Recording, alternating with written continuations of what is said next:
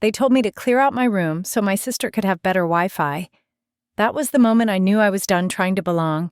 Hi, I'm Jenna, and while they were redecorating my space for the golden child, I was finalizing the purchase of the very bank that funded her success. Ever been treated like the backup plan in your own family? Like your silence was more convenient than your presence? This is the story of how I turned exile into empire, and why sometimes the people who push you out are the reason you rise. Tell me, have you ever been underestimated by the people closest to you? I'd love to hear your story. They need your room, Deborah said, like she was confirming a delivery slot for a new couch.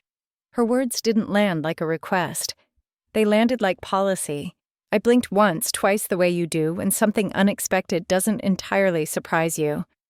Her tone was too practiced, too clean. No hesitation, no kindness. I stood in the doorway of my room, my work cave, my sanctuary, and suddenly, it was a line item on someone else's spreadsheet. She folded her arms. Lindsay's coming back from Wharton next week. She needs a space to launch her firm, and your room has the best signal in the house. I let the words sit for a beat. Because of the wiring I ran with Grandpa. Back in high school. She ignored the comment. Her eyes flicked toward my desk. Dual monitors, post-it notes in code, loose sketches of neural pathways. I saw clutter.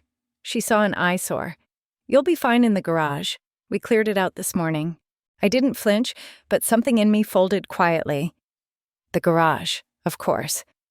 Before I could answer footsteps, Thomas, my father, appeared in his usual business-casual armor slacks, polished loafers, buttoned down one shade too white for a weekday. "It's time you got uncomfortable," he said, like he was bestowing a gift. Comfort breeds complacency. Look at your sister. She's focused, strategic. You're still playing with code. I work full-time, I said evenly. You know that. He gestured vaguely at my setup. Tinkering on a laptop isn't a job, Jenna. I didn't bother explaining what I actually did, running predictive algorithms for a DeFi startup, building my own model in stealth. The words would bounce off their curated walls. What she needs, Deborah added, is space. You'll have the garage by dinner. They walked away together, discussing paint samples and furniture deliveries. I stood still. Sometimes silence is a choice. That day it was my rebellion. I turned back to my desk and let my eyes rest on everything I'd built in that room. It wasn't pretty, it wasn't organized, but it worked, just like I did. Later that afternoon, I started boxing up my things. My old college t-shirts books with notes in the margins, hardware I couldn't part with. The room emptied like a memory draining out. The desk went last. By early evening, I was in the garage. It smelled like dust and detergent. The floor was bare concrete, and a lone bulb dangled from a cord near the center beam. Boxes were stacked along the walls, holiday decor, expired camping gear, things no one had touched in years. I placed my desk in the corner closest to the old breaker box. The Wi-Fi signal was weaker here, but I had tethering. I'd adapt. A folding chair, a backup monitor, my laptop, my notes. That's all I kept. There's a kind of clarity that only comes when you've been written off. That night, while the rest of the house clinked silverware upstairs, I sat in the garage in a hoodie and scrolled through code. My phone buzzed. It was Ravi. Protocol Tiger locked. Zephyr goes live Sept 1st. I didn't smile with my mouth, but something deep in my chest lit up. Not because they were wrong, but because I no longer needed them to be right. I reached into one of my moving boxes and pulled out an old photo. Grandpa and me covered in dust, grinning beside a tangled mess of Ethernet cables we'd run under the floorboards.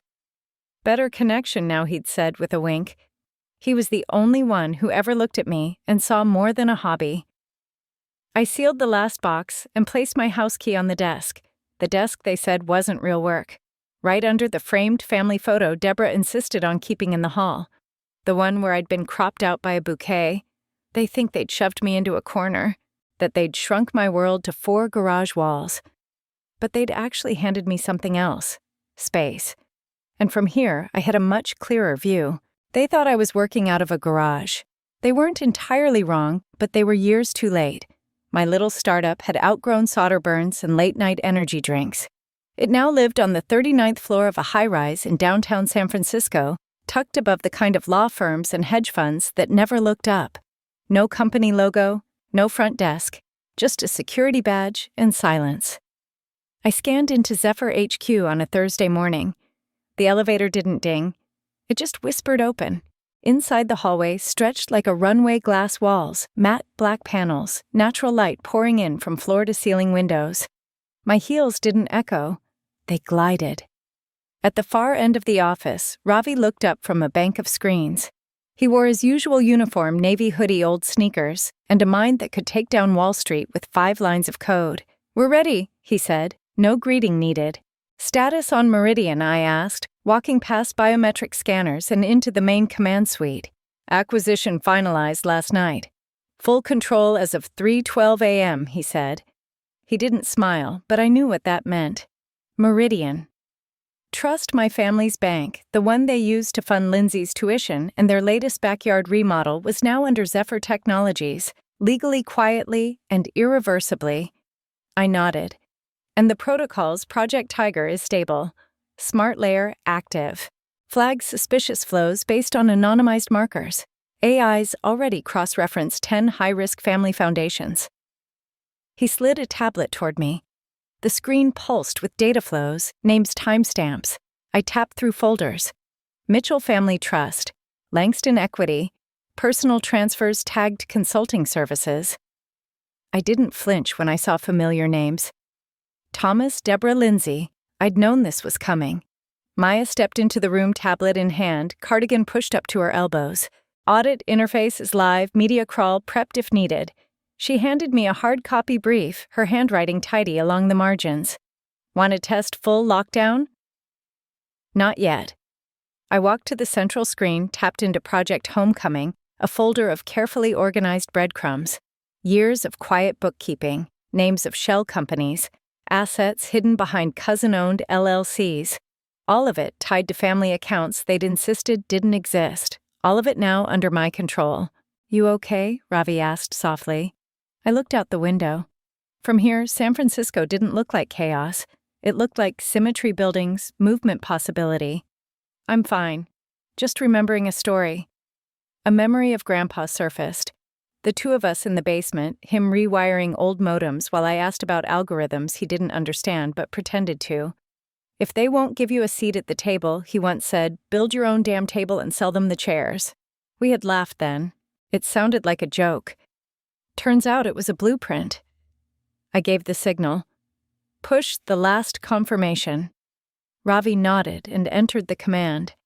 A soft chime filled the air, followed by the words, "Tiger Protocol armed. Freeze condition pending activation." The screen flickered as names turned from yellow to red. Maya cleared her throat. "One more thing. This came while you were on the elevator." She handed me her phone. On screen, a family group text. "Dinner at Bellarive next week to celebrate Lindsay's consulting launch. Jenna, you're welcome if you've figured out your living situation. Dress appropriately." I stared at the message. No hi. No hope you're well. Just an address, a time, and a reminder of how little I was ever expected to bring, except for silence. I handed the phone back. "I'll be there." Later that evening, I returned to my penthouse tucked high in Arclight Towers, where the doorman knew my name and the espresso machine hissed like applause. The lights were low. The jazz was soft. I pulled my old laptop from the bookshelf. It was slow to boot, the plastic casing cracked, but I didn't mind. I opened an old text file labeled Notes. G. Inside was a single sentence. "They don't have to believe in you. Just don't let that stop you." I sat back, letting the glow of the screen hit my face. I wasn't looking for revenge. I wasn't here to prove them wrong. I just wanted to build something so undeniable that proof became unnecessary. "I'm not crashing their celebration," I told Ravi.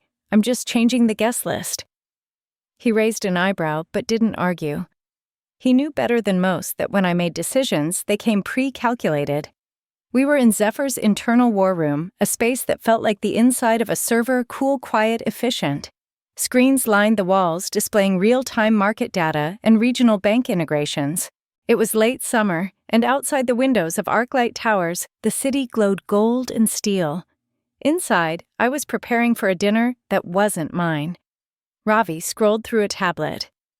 Protocol Tiger's freeze phase hits in 48 hours if you want the first wave to trigger mid-dinner. 7:45 p.m., I said. Just after dessert is served. He tapped a few keys. Done. Freeze begins then. Clean sweep. I nodded, folding my arms, but my mind was drifting. 5 years ago, I had stood across the street from Bellerive, watching through the arched windows as my family toasted Lindsay's full ride to Wharton. I had just finished my shift bussing tables at a cafe down the block. My hair was pinned back my shoes a half size too small. I'd bought a vending machine sandwich with the last $3.50 in my account. And I watched them laugh, clink glasses, snap photos, never looking toward the street. That night, I walked home in silence, scrolling past their posts online. Proud moment for the Mitchells, Deborah had written. No mention of the other daughter. The one whose name didn't look as good in press releases. Now they were inviting me to Bellerive again. Same celebration, different angle.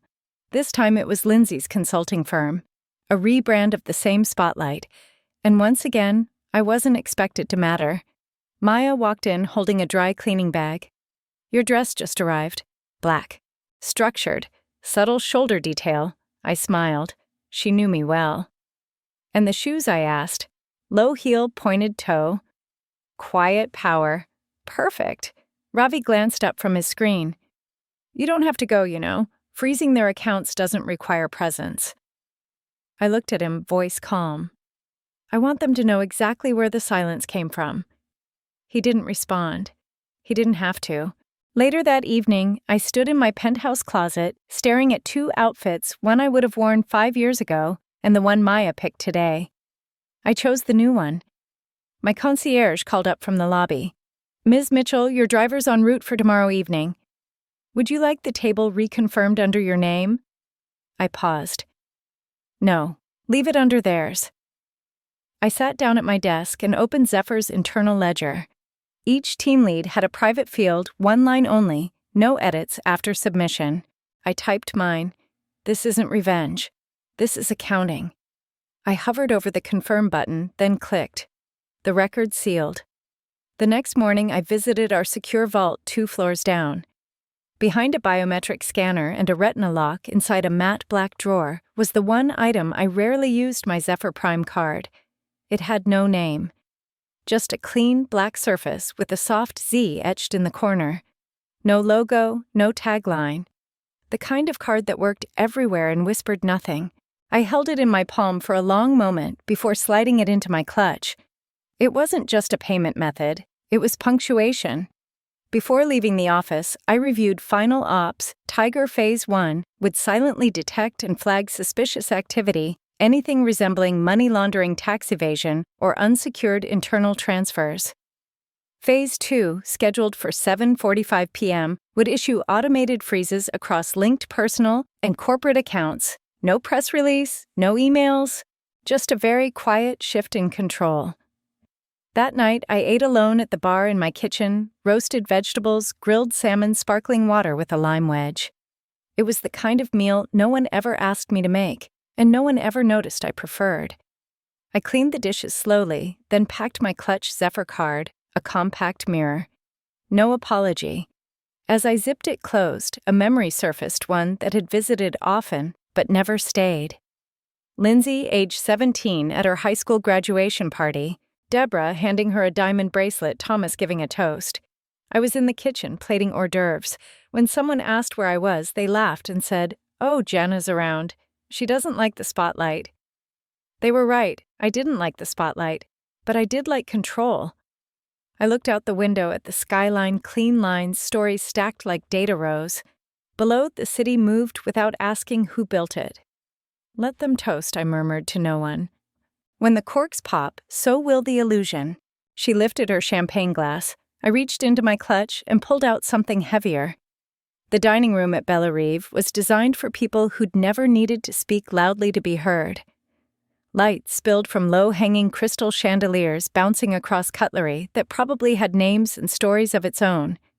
The walls were a subtle cream, the linens softer than most pillows I'd ever slept on, and the piano in the corner played a song meant to be felt rather than noticed. I arrived just before the main course, late enough to make them twitch. early enough to remind them I still knew the rhythm. Leon, the maitre d', greeted me at the entrance with a small nod and no fanfare. "Miss Mitchell," he said quietly, "your table is waiting." He didn't need to ask which one.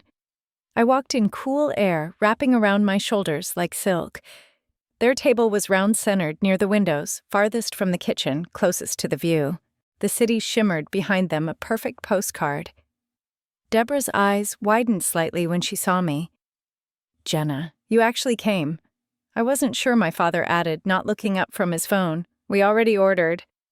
"I wouldn't want to interrupt," I said, sliding into the only remaining seat farthest from the center as always. Lindsay looked up from her cocktail, a practiced smile on her face. "They brought out the new menu. I told them to keep the oyster mignonette off yours." "I remembered you hate vinegar." Her tone was almost generous. "Almost." I nodded once, appreciated. The conversation picked up awkwardly. Thomas mentioned a new golf club merger. Deborah talked about her latest interior redesign, coastal minimalism meets strategic glamour. Lindsay beamed about a brand partnership she was shaping into a pipeline of boutique clients. "We're positioned for a multi-vertical scale," she said, like a line she'd practiced in front of a mirror. Deborah clinked her glass lightly. "To new beginnings and family legacies," she said. "And to Lindsay for showing what modern women can achieve with elegance." She lifted her glass. So did Thomas. Lindsay preened. I reached slowly into my clutch, pulled out the card, and placed it on the linen. The waiter arrived then, just as timing demanded. "Apologies, ma'am," he said, addressing Deborah, "but your card was declined." Her smile twitched. "That's not possible. Try again." He hesitated. "We've tried twice." Perhaps another. Thomas pulled out his own card, sliding it across the table without a word. The waiter returned moments later. "I'm sorry, sir. This one as well." Lindsay gave a breathy laugh, more confusion than humor, and reached for her bag. "I've got my corporate—" "That won't work either," I said quietly, resting my fingers beside the black card on the table. All eyes turned toward me. For the first time that evening, they were still. "What do you mean?" Thomas asked. I tapped the card once lightly. "You've been charging it to me for years." "Tonight's no different." Deborah's mouth opened, then closed. She looked at Thomas, who finally set down his phone. "Jenna, what are you saying?" I leaned back, voice calm. "I own Meridian Trust. As of last quarter, all associated accounts are currently frozen." Thomas stared at me, and for the first time in a long time, I watched him process something without being able to explain it away. "Protocol Tiger," I added. "You've heard of it. AI-based financial compliance, highly effective." His jaw clenched. "That's impossible." "I thought so too. Until I built it." Deborah's hand clutched her napkin like it was the last stable thing in the room. "You built what Zephyr Technologies," I said. "We acquired Meridian as a compliance stress test." "You were a high-performing case study." Lindsay finally spoke. "This is insane. You're bluffing. You work for some startup in a garage." "No," I said. "That was the cover. Zephyr's behind 23 shell entities and operates across 15 countries. We manage over $12 billion in active assets. And yes, your accounts triggered every red flag." Silence again. The music from the piano continued smooth and unbothered. Thomas finally spoke. "What have you done?" I looked him directly in the eye. "Balance," I said. "I restored it." No one moved. Not Deborah, not Lindsay. Even the waiter, sensing the shift, paused a little longer than necessary before retreating. I took a slow sip of water.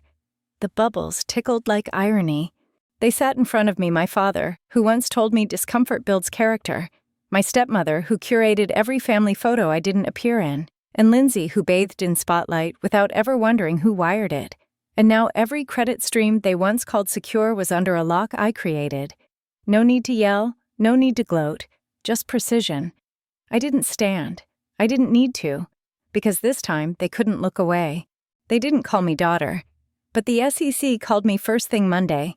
I was standing in the quiet of my penthouse, steam rising from a mug of jasmine tea, when the alert came through regulatory review requested. Requester, U.S. Securities and Exchange Commission. No panic, no scramble. Just an acknowledgement that the system had done exactly what it was designed to do. Downstairs, Ravi had already fired up the Zephyr Ops room. By the time I arrived, his screen was lit with news headlines. Zephyr Technologies confirms Meridian acquisition major, shakeup expected in private banking sector. He didn't look up as I walked in. Morning, you slept a little. He tapped a key, muting one of the TV feeds. Stocks up 27%. Institutional volume is surging. Someone's finally paying attention. I didn't answer right away. I walked to the window, watching as fog curled between high-rises like quiet applause. On the desk nearby, Maya had left a folder with color-coded tabs and her usual clean handwriting, media flow external drafts, internal comms press pauses. She appeared a moment later, phone in hand. You've got messages. 3 voicemails from your father, 1 from Deborah. I raised an eyebrow. Transcripted, Maya nodded. Do you want them? I shook my head. Give me the mood.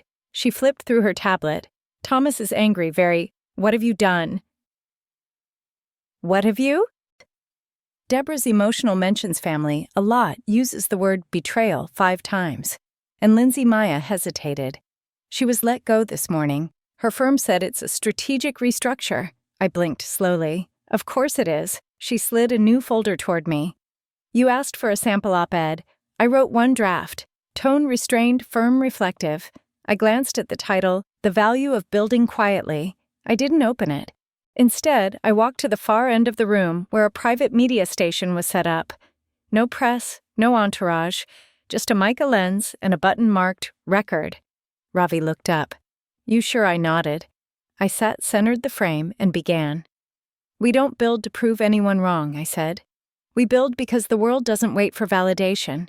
We build because there are people out there like us overlooked, underestimated, ignored. And still we rise. The recording took under 2 minutes. I didn't rehearse. I didn't revise.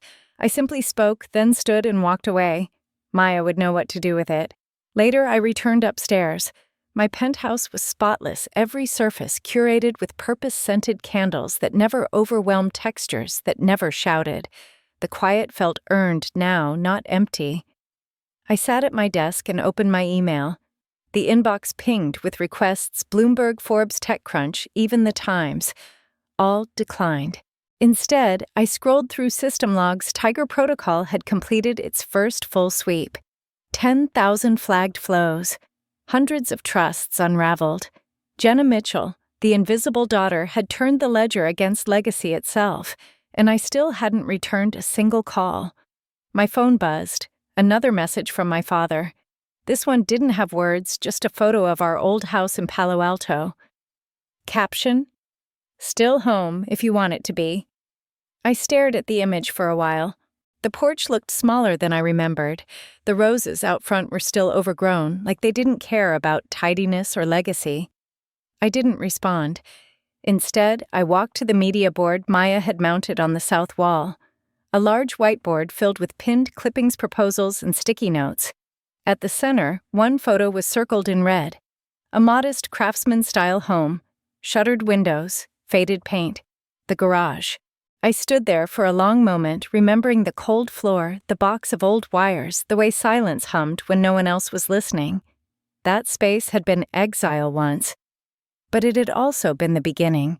Ravi entered holding a coffee. He followed my gaze and said nothing. I turned to him. Let's go home. The garage still smelled like dust and solder, but this time it was mine. Spring sunlight filtered through the wide-open door, catching the edges of old metal shelving and newly polished floors. The Mitchell estate had changed fresh paint-leveled hedges, a sleek Zephyr plaque by the mailbox, but the garage still held its shape. Low ceilings, exposed beams. History.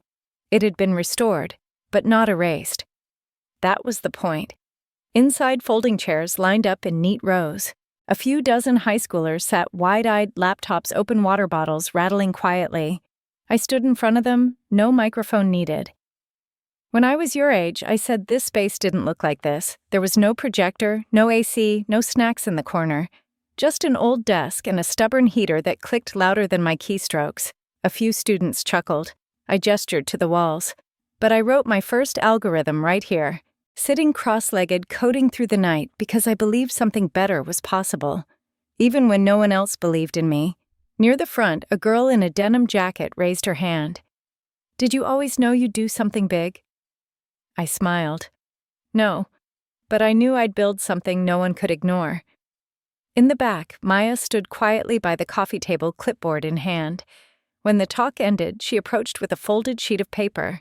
"These are the first 20 recipients," she said, tapping the top of the page. "The Langston Tech and Equity Scholarship. Fully funded." I looked over the names. Some had notes beside them, first-generation bilingual self-taught. I saw pieces of myself in every line. "At least 10 of them are coming from places with no STEM curriculum," Maya added. "This will be the difference." I nodded. "It's in his name," she smiled. "It's the first line on the homepage. In memory of Richard Langston, who taught his granddaughter how to wire hope into code." I didn't say anything. I didn't have to. Outside, a crowd had gathered near the construction site across the road, fenced off but buzzing. Zephyr was breaking ground on its first public tech incubator, and the foundation ceremony had drawn local press alumni, a few city council members. On the donor plaque, one name sat in bold at the bottom: Lindsay Mitchell, on behalf of the Mitchell family. I didn't ask for that, but I didn't protest either. Ravi found me standing near the old breaker box, hands tucked into my coat pockets. "Letter came from your dad again," he said. "Third one, this month." I raised an eyebrow. "Same handwriting, yeah." This time he didn't include a return address. I exhaled slowly. "Let it sit. I'm not responding." "You sure?" I nodded. "I already did." I reached behind the breaker panel, just beneath the old fuse housing. There, taped in the same spot it had always been, was a yellowing post-it. "Don't beg to be seen. Build something undeniable." I ran my thumb along the corner. The ink had faded slightly, but the words were still clear. I took out a fresh note, pressed it just beside the first. "Leave something behind. Something better." Later, as the last group of students filed out, I turned one last time toward the door. The sun had shifted, casting long golden streaks across the floor. I stood where I once sat years ago, trying to make sense of a world that didn't want to make space for me. Now I wasn't just in the space, I'd rewritten it. The event wrapped with little ceremony, just a few handshakes, nods, and soft goodbyes. I liked it better that way. Not everything needed applause. As I stepped into the car waiting out front, I glanced once toward the porch. From a distance, I could see two familiar silhouettes watching quietly from across the yard. I didn't wave. Legacy, I'd learned, isn't about being seen. It's about what continues in your absence. They called her the golden child. But I kept the gold and gave away the light. The garage still echoed with old memories, but now it held something new. Peace, and maybe even pride. I didn't need an apology. What I built spoke louder than any words they never said. Sometimes the people who underestimate us teach us the most not through their guidance, but through the quiet space their absence leaves behind. And if we learn to stand tall in that silence, we can build something far stronger than resentment. We build legacy. If this story reminded you of a moment you had to find your own way, I'd love to hear about it. Share your thoughts, or just let me know you're out there. Some of us were never meant to fit in, we were meant to begin again.